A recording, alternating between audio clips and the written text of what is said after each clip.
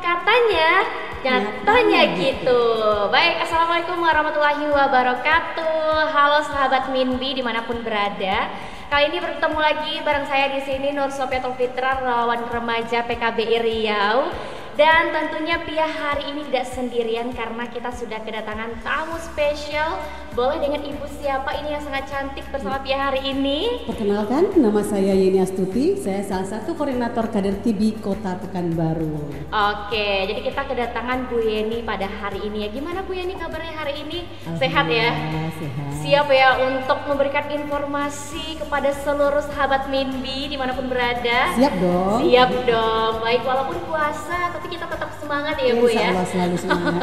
Oke, baik, jadi kali ini kita akan membahas seputaran TB nih Bu. Dan kita sudah tahu bahwasannya untuk tema TB kali ini di tahun 2024 itu masih sama dengan tahun yang lalu, yaitunya Komunitas Bergerak Akhiri TBC di Indonesia.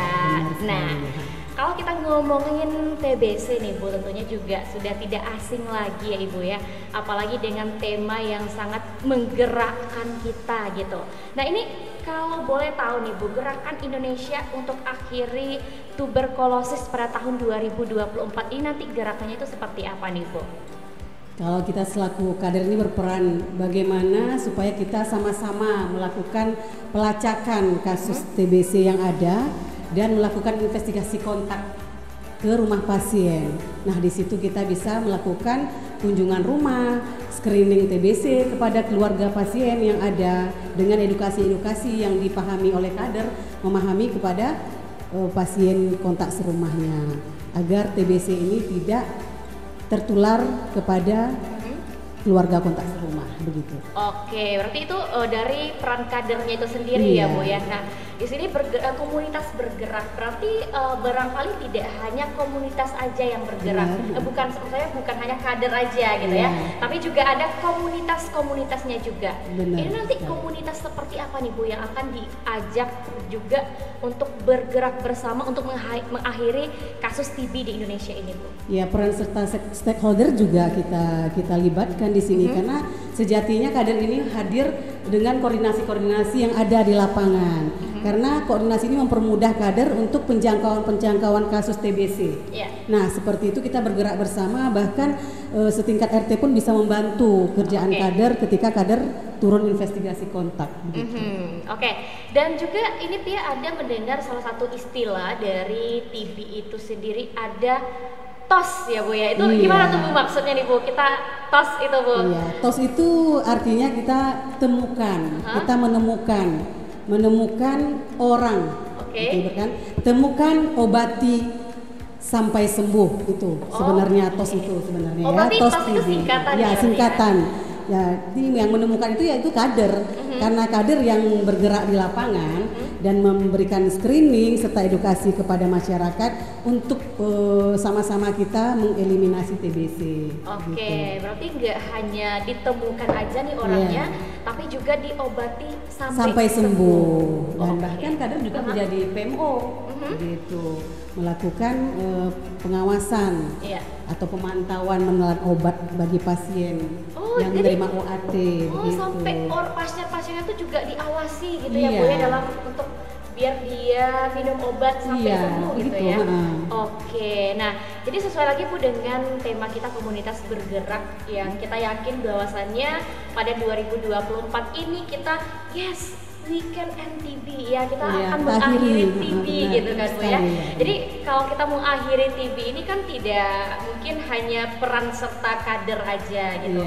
Nah jadi ini nanti yang bakalan berperan aktif nanti ini siapa aja nih Bu yang akan digayat nantinya untuk mengakhiri TB pada tahun 2024 ini Bu? Ya, kita berharap ini peran serta pemerintah pusat ya, untuk bisa bersama-sama untuk mengeliminasi TBC ini yang ada. Bukan hanya kader saja yang turun, tapi pemerintah pusat juga kita harapkan keikutsertaannya dalam bersama-sama mencegahnya tertularnya TBC ini tadi. Gitu. Berarti emang sesuai dengan temanya komunitas bergerak komunitas gitu ya, bergerak Bu ya, akhir TBC. Jadi emang seluruh stakeholder yang ada itu kita kita gayat untuk mengakhiri TB ini tentunya ya Bu ya. Oke. Dan pengalaman saya juga seperti itu. Stakeholdernya juga welcome ketika kader turun karena kan sifatnya koordinasi ini kan kita bisa bersama-sama untuk menjangkau pasien yang tidak kita temukan begitu. Nah, ini menarik nih Bu, ngomongin soal penjangkauan gitu ya. Kadang kan kita nggak tahu nih gitu ya. Ini pasien TB ini ada di mana aja. Itu gimana tuh Bu cara kita melakukan penjangkauannya? Kalau kita dari kader komunitas ya, kita kan mempunyai alur ya sebenarnya. Indeks ini kita dapatkan dari IU PKBI. Dialirkan kepada koordinator kader. Untuk wilayah-wilayah puskesmas tertentu di wilayah intervensi koordinator kader. Nah, di situ kita pembagian indeks kasus berupa indeks kasus nama-nama pasien serta alamat serta nomor handphone, by name by address gitu. Tapi ketika ada kendala kita tidak menemukan alamat setempat, kita koordinasi dengan RT RW setempat yang alamat yang kita tuju. Gitu. Oke. Nah ini kenapa saya tanya ini kan sangat menarik. Jadi beberapa waktu yang lalu teman-teman Sobat Mimpi, Pia juga pernah ikutan nih Bu. Kemarin tuh untuk melihat dan mencari alamat pasien TB. Dan menariknya nih Bu, dari sekian yang banyak alamat dari 10 itu cuma ada 1 yang ketemu Bu.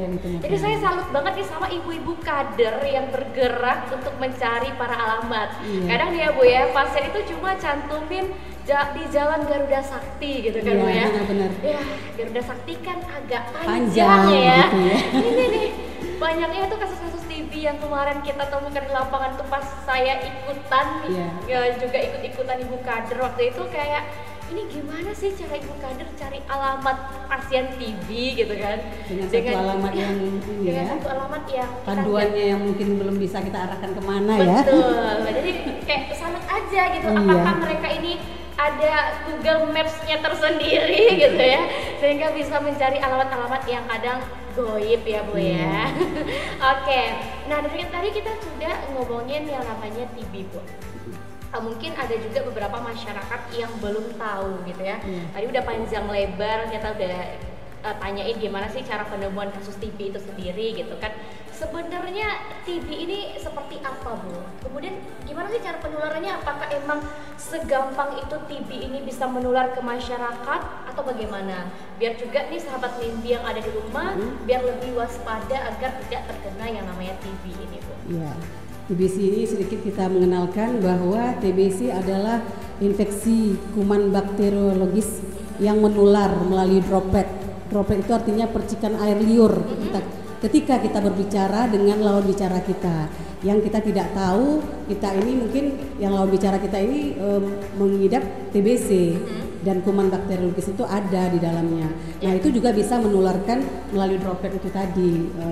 Untuk bisa menularkan itu bisa sampai 5 sampai 10 orang dalam satu ruangan ketika kita tidak menggunakan masker begitu. Berarti emang kalau untuk TB ini lebih gampang menular ya Bu ya dibandingkan dengan kayak misalnya penyakit HIV dan AIDS gitu ya. Lebih gampang menular TB berarti ya. Iya, TB yang cepat dengan kita berbicara gini aja kalau kita nggak tahu kita punya TB bisa benar. nular berarti ya. Oke, menarik banget ya karena saya juga dengar ini kasus TB itu bahwasanya misalnya kita kayak air liur kita itu udah sampai di tanah pun itu bisa menular lewat udara, benar nggak sih Bu? Oh iya. Wow, ternyata emang semudah itu ya. Nah, ketika kita mengetahui teman-teman yang ada penyakit TBC atau pasien yang kita temui itu, kita memberikan edukasi kepada yang kontak serumah. Kontak serumah yang menjadi sasaran kita untuk cepatnya penularan TBC itu tadi. Makanya kita bergerak untuk menjangkau atau mengedukasi masyarakat yang satu kontak serumah dengan pasien TBC. Baik, berarti yang menjadi sasarannya selain juga pasiennya, orang yang kontak serumah dengan pasiennya. Ini gimana Bu? Ada nggak sih tantangan tersendiri ketika Ibu turun ke lapangan untuk melakukan indeks di kontak serumahnya gitu? Ada. Pasti ada itu. Tantangan-tantangan itu pasti ada. Cuman alhamdulillah bisa dilewati oleh kader-kader tangguh kita ya kan, luar biasa ya kader-kader yang mungkin akses jalannya yang mungkin tidak terjangkau sama kader tapi bisa dilewati dan juga pasiennya juga menolak untuk dikunjungi dan pasiennya juga berbohong tidak ada di rumah, tetapi dengan giginya kader akhirnya ketemu juga gitu kan. Berhasillah kita screening kontak serumahnya. Gitu. Itu kan juga tadi tantangan-tantangan, ada nggak Bu pengalaman yang menarik gitu ya ketika Ibu melakukan indeks di kontak serumah, misalnya kayak orangnya nggak ada di rumah, dikejar-kejar makhluk lainnya gitu, ada nggak Bu pengalaman menarik Ibu selama turun ke lapangan? Ada, kemarin kami pernah turun, jadi ketika kita koordinasi dengan puskesmas atau layanan setempat, itu salah satu pasien itu memang wilayahnya di wilayah tempat tinggal kami, memang berbeda RW saja. Kebetulan itu suku Tionghoa gitu ya kan. Ketika kita telepon, beliau mengatakan akan keluar kota. Sementara kita udah di depan rumah ini. Dan akhirnya beliau udah ini duluan ya kan, udah tensin duluan ya, mau nggak mau ya terima kader.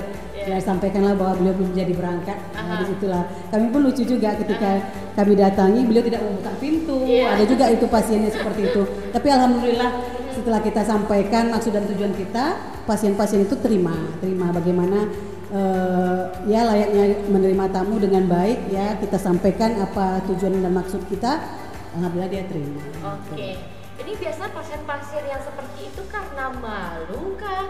Atau karena emang dia kayak merasa aku nggak sakit kok gitu, atau gimana Bu? Terkadang beliau bukannya malu, cuman karena mungkin tidak mau ditemui saja.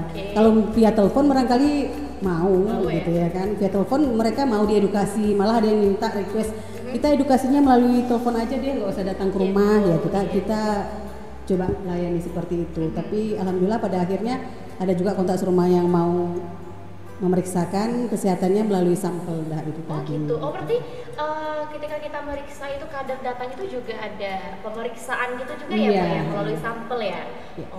Berarti itu salah satu langkah untuk biar nih yang kontak serumahnya nggak tertular juga ya Bu ya. Karena kita menyampaikan kepada pasien, cukup Bapak saja yang berobat, jangan sampai keluarga yang lain yang berobat. Makanya kita antisipasi dari awal.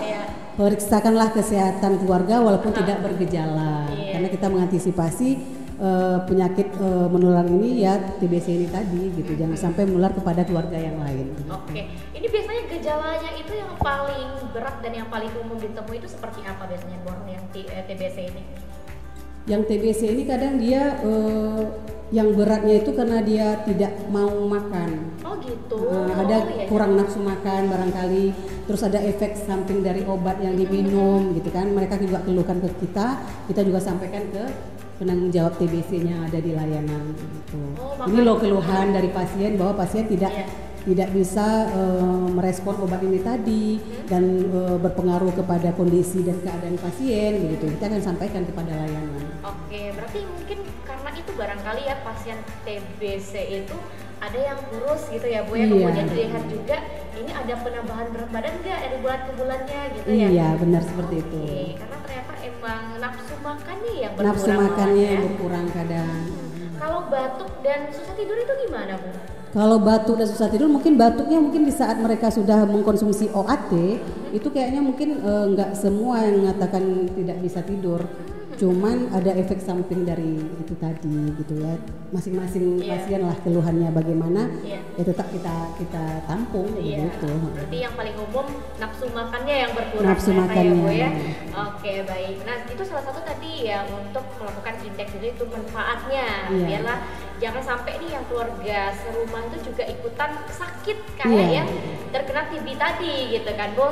Nah jadi sahabat Rimpi sangat besar di sini peran untuk para kader gitu ya, untuk menemukan kemudian mengobati sampai sembuh, kemudian juga memantau gitu ya Bu ya.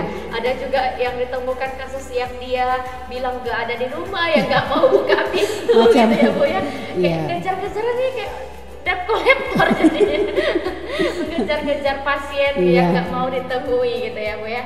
Pasti banyak sekali kejadian-kejadian yang ada di lapangan yang mungkin Ibu temui bersama dengan teman-teman kader yang lainnya gitu. Nah untuk peran kader sendiri nih Bu, selain tadi yang untuk menemukan, ada nggak lagi peran-peran kader khususnya untuk kasus TB ini Bu? Peran kader itu sendiri. Kalau peran kader itu sendiri sih sebenarnya memang mengedukasi, apalagi kita yang udah di dalam naungan komunitas ini setiap ada yang rasanya ganjal di telinga, misalnya Iya. batuk gitu, kita langsung refleks. Wes. Langsung refleks begitulah kadar TB-nya kan. Kita, oh ibu batuknya udah berapa hari Oh, gitu ya gitu. kan. Oh, udah periksa, udah. Tapi nggak sembuh-sembuh, ayo kita Iya. periksakan lagi sampel dahaknya bagaimana. Gitu. Berarti emang harus Peran menjadi serta orang kader yang itu peka seperti ya. itu. Nah kadernya memang standby dengan dahaknya itu tadi gitu Oke. ya kan. Karena setiap kegiatan, kader ini kan banyak kegiatan nih. Iya. Setiap ada pertemuan di posyandu kita juga sampaikan. Iya. Dan bahkan ketika ada tamu datang batuk pun kita juga, mohon maaf ya, batuk ya Pak, iya, mau nggak periksa sampel dahaknya begitu. Kayaknya sahabat Windy yang ada di rumah wajib belajar dari kepekaan ibu-ibu kader ya. Iya, Karena kayak peka, kita batuk aja ditanyain gitu Iya. ya. Udah berapa Langsung lama refleks loh. batuknya? Kalau sahabat Windy kayaknya batuk ya minum deh sana gitu. Iya begitu. Kayaknya emang harus belajar kita sama ibu-ibu kader ya biar lebih menjadi orang yang peka ya Bu ya. Iya. Oke, berarti kalau di lapangan emang seperti itu ya Bu ya. Kayak ketika ada orang yang batuk di sekitar kita, ya kita tanya udah berapa lama Iya, batuknya gitu ya. ya jangan dibiarkan gitu. Nggak ada sistemnya kita ini batuknya yang 3 bulan, batuknya 100 hari itu nggak Iya. ada lagi. Kalaulah 1 minggu kita batuknya nggak sembuh-sembuh, wajib kita periksakan. Kalaupun tidak mau ke puskesmas atau layanan, kita tetap akan mendampingi. Kita coba fasilitasi untuk memeriksakan sampelnya. Oke, berarti emang sampai ke puskesmas pun ibu kader tetap mendampingi. Siap, ibu kader siap. Emang sangat besar ya peran ibu kader Iya. nih ada di mana-mana saya Iya, lihat ya. benar. Mulai dari mencari alamat palsu ya Bu ya. Karena emang Itulah. sangat banyak ya Bu ya alamat palsu ya Itulah Bu ya. tantangan-tantangan di lapangan, bagaimana supaya indeks-indeks kasus ini yang ada diberikan oleh komunitas UPKBI Riau ini Iya. bisa dijalankan oleh kader yang mengemban amanah. Iya, Gitu. berarti walaupun bulan puasa tetap menjalankan Insya Allah tantangan. tetap semangat. Aduh, aku lagi banyak-banyaknya tantangan ternyata Iya. ketika di lapangan. Di lapangan, memang. Belum lagi dengan ya maunya pasien begini begitu Iya. gitu ya Bu ya. Kalau untuk di puskesmas itu sendiri gimana Bu? Kan kader nih masih mendampingi, itu pendampingan seperti apa biasanya yang dilakukan oleh kader? Pendampingan ketika pasien tidak bisa ke puskesmas untuk mengambil obat, kita fasilitasi, kita yang mengambilkan obat dan mengantarkan. Sampai mengantar Sampai obat pun mengantarkan, masih sampai ada peran kader. pengawasan menelan obat, sampai ditelan obatnya kalau memang pasien tidak mau minum obat. Aduh, Begitulah sampai peran di serta obat kader. ditelan itu Iya, kader masih berperan masih di sana. berperan. Tolong sahabat Bimbi belajar dong dari Iya. kader-kader ya biar bisa berperan penting juga ya. Iya. Karena jangan sampai Iya. telat minum obat, apalagi tidak minum obat sama sekali. Itu akan mengulang lagi. Oke, berarti kalau seandainya nih ada sahabat Bimbi yang terkena TB misalnya nih Bu, dia telat minum obat sehari, berarti itu diulang lagi, maksudnya gimana Bu? Itu kita tanya lagi ke layanan, solusi dari layanan bagaimana gitu kan. Mungkin karena obatnya habis barangkali, atau memang dia telat entah karena ketiduran gitu ya kan. Mungkin bisa kita sampaikan ke layanan gitu. Karena yang kita tahu kan ketika telat minum obat ya kan, itu kan sangat berpengaruh kepada pasiennya gitu. Tuh, ini berapa bulan sih sebenarnya Bu pasien TB itu minum obat? Itu jangka waktunya setahu kami dari layanan ya 3 sampai 6 bulan. 3 sampai 6 bulan. Berarti emang di 3 sampai 6 bulan itu wajib minum obat.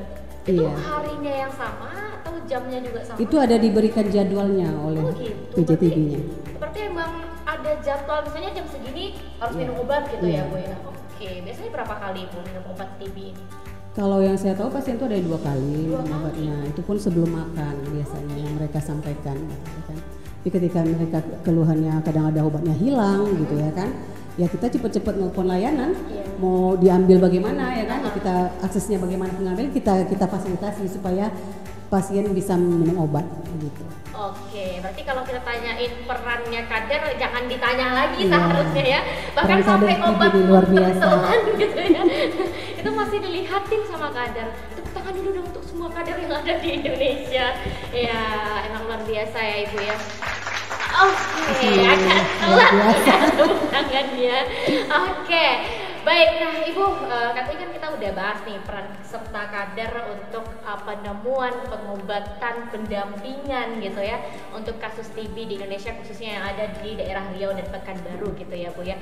Nah boleh dong Bu Ibu kasih mungkin sedikit pesan nih untuk para kader dan juga seluruh masyarakat Indonesia dan Riau khususnya, biar yang ada sakitnya minum obat, biar yang mungkin masyarakat yang ada indeks keluarganya terkena, biar ya cepat-cepat berobat gitu. Boleh Bu disampaikan nih sedikit tentang pesan untuk seluruh masyarakat Indonesia? Pesan saya kepada teman-teman kader yang ada di Indonesia itu kita lebih kepada menjaga kebersihan kita, kesehatan kita. Jangan kita memberikan edukasi kepada orang lain sementara di diri kita tidak, begitu ya kan? Karena kuman bakteriologis ini kita tidak tahu menularnya di mana dan kapan saja. Ketika kita berada di luar rumah, ketika kita berada di dalam satu pertemuan, itu kita tidak tahu bahwa kuman bakteriologis itu ada di sekeliling kita. Nah, saran saya para kader dan masyarakat Indonesia untuk bisa menjaga kesehatan. Kalau memang ada batuk, ada rasanya lendir di tenggorokan yang rasanya mengganjal dan gatal-gatal tenggorokan, silahkan diperiksakan ke layanan, begitu. Nah, lebih cepat kita memeriksakan, lebih cepat kita mengetahui keadaan kita. Begitu, terima kasih. Oke, berarti kita yang harus siap siaga juga ya Bu ya. Selain juga tadi kader mendampingi ya, kita juga harus kayak was-was dari awal. Iya, waspada. Karena kita nggak tahu nih orang di sekitar kita ini seperti apa sebenarnya gitu ya Bu ya. Baik, nah kalau untuk ini Bu, pesan untuk para kader biar lebih semangat lagi ini seperti apa? Ini kan Bu Helen, Bu Yeni, aduh lupa terus ya Bu Yeni kan selalu ini semangat gitu ya nih, kasih juga wejangan dan juga pesan untuk seluruh kader biar lebih semangat lagi untuk memberantas yang namanya kasus TB ini Bu. Boleh Bu?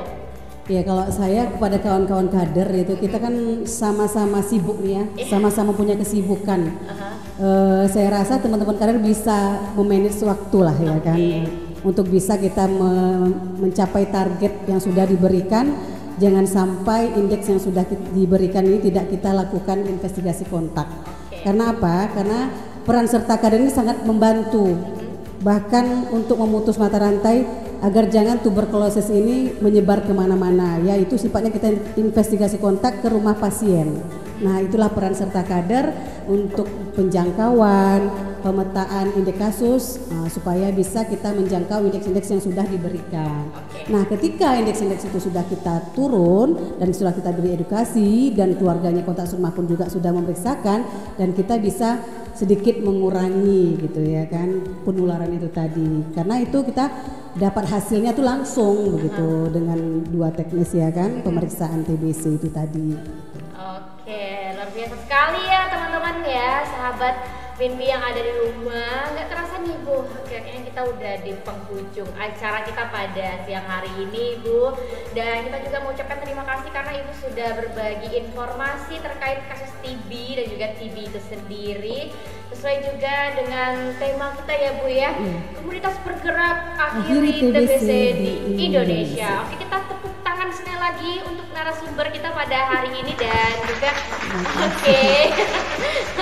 Oke, untuk sahabat Winbi yang ada di rumah, jangan lupa nanti tuliskan di kolom komentar kita bagusnya bahas apa lagi, dan yang mau tanya-tanya juga di soal kasus-kasus TB, pengalaman-pengalamannya juga boleh juga di akun YouTube dan Instagram kita di @pkbi Riau dan juga di Star PKBI Riau. Oke Ibu, sekali lagi terima kasih sudah mau berkunjung pada hari ini dan juga berbagi informasi untuk sahabat Winbi yang ada di rumah. Boleh Ibu say hello dan say bye dulu untuk sahabat Winbi yang ada di rumah. Baik, Sobat Winbi, sampai ketemu lagi di podcast selanjutnya dan jangan lupa juga untuk komentar ya, kita next bahas apa lagi. Oke, dan sampai jumpa di Katanya Nyatanya Gitu.